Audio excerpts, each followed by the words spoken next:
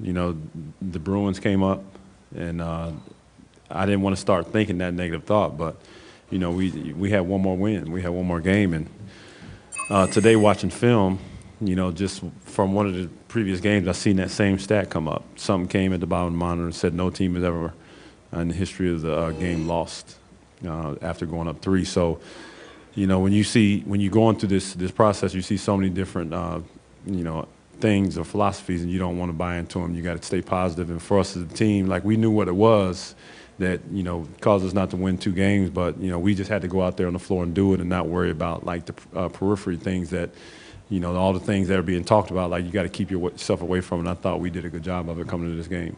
You know, it's a pretty good rebounding team, and the thing was, it was going to have to come from our guards. You know, Ray and Rondo really rebounded the ball well this series. It's because the big guys have so much work with Dwight Howard trying to box him out, and it's hard to block him out and get the rebound. So the key was just to keep a body on him and the guards get in here and rebound. And it was definitely a big emphasis on that series. We feel like if we control the glass, we have a great chance at winning. Most times we do when we win on the rebounds.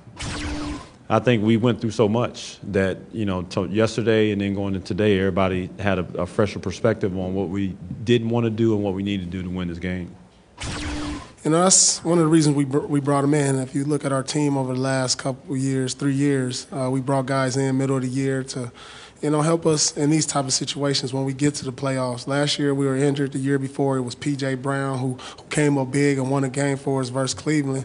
And this year it was Nate. You know, somewhere along the lines, these guys that are role players that, you know, people don't really talk about come along and they help us win games and they really get overlooked. And, you know, Rasheed had his time, Baby had his moment, T.A.'s had his moment, and now Nate.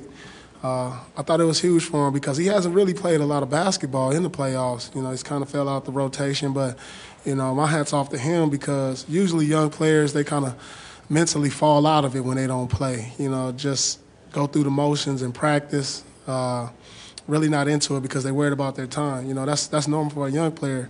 But he kept his poise. He came into practice, got his work in, shot the ball, did whatever he had to do to stay ready, and tonight his number was called, and that just shows his true professionalism, just being ready when his number was called. And you know, we knew this was do or die for us in this game, and, you know, we played that way.